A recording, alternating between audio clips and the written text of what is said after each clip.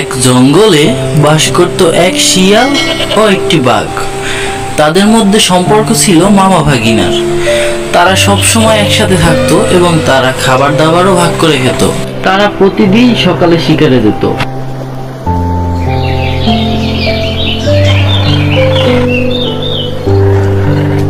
একদিন সকালে তারা দুজনের মধ্যে আলোচনা করে শিকারের জন্য বের হলো।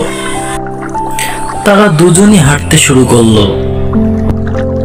হাঁটতে হাঁটতে তারা একটি নদীর ধারে পৌঁছালো।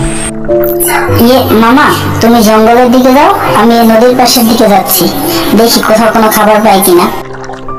হ্যাঁ ভাগ্নে, চল দুজন দুই দিকে যাই, তাহলে হয়তো খুব শীঘ্রই খাবার পেয়ে যাবো কিছু একটা। হাঁটতে হাঁটতে শিয়াল একটি মুরগিকে দেখতে পায় এবং দেখেই গাছের আড়ালে লুকিয়ে পড়ে।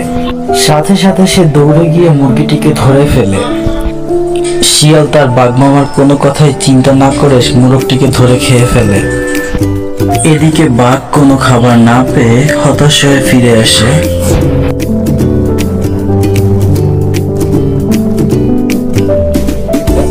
তারা দুজন আবার সেই নদীর ধারে এক হয়। কিরে ভাগ্নে, কোনো খাবার পেলি? না মামা, কোথাও তো কিছু পেলাম না। চল ভাগ্নে, তাহলে ফিরে যাই, খুব ক্লান্ত লাগছে সারাদিন না খেয়ে। এরপর তারা দুজন তাদের গুহায় ফিরে আসে। সারাটা দিন পরিশ্রমের পর বাঘের কোনোভাবেই ঘুম আসছিল না, কিন্তু শিয়াল ফিরে এসে গভীর ঘুমে ঘুমায়। এর কারণ বাঘমামা ছিল খুবই ক্ষুধার্ত। চল ভাগ্নে, সকাল সকাল বেরিয়ে পড়া যাক, কাল সারাটা রাত ঘুমাতে পারিনি পেটের জ্বালায়। হ্যাঁ মামা, চলো চলো। ভাগ্নে, আজ তুই জঙ্গলের পথে যা, আমি নদীর পথে যাই। আজ দুজন দুই ভিন্ন রাস্তায় গিয়ে খাবার খুঁজি। এই রে, ওখানে তো এই মুরগিটার হাড়গোড় রয়েছে। কিরে ভাগ্নে, তুই কি ভাবছিস? মানে মামা, তুমি তোমার রাস্তায় যাও, আমি আমার রাস্তায় যাই। কালকে যে যেদিকে গিয়েছিলাম আজকেও সে সেদিকেই যাই। শিয়ালের এমন কথা শুনে বাঘের মনে অনেক সন্দেহ হয়, কেন শিয়াল এমন কথা বলল।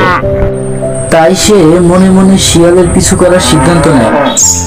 খাবার খোঁজার নাম করে বাঘের চোখ ফাঁকি দিয়ে শিয়াল আবার সেই নদীর পাড়ে যায়। কিন্তু সে বুঝতেই পারল না যে বাঘমামা তার পিছন পিছন আসছে। শিয়াল যখন নদীর পাড়ে গিয়ে হাড়গোড় ফেলতে গেল, ঠিক তখনই সে দেখলো তার সামনে বাঘমামা দাঁড়িয়ে আছে।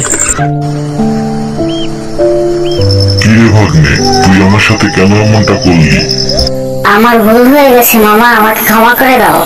তোর মতো বেইমানের কোনো ক্ষমা নেই, যা এখান থেকে। এবার বুঝলি আমার সাথে বেইমানির সাজা কি হতে পারে?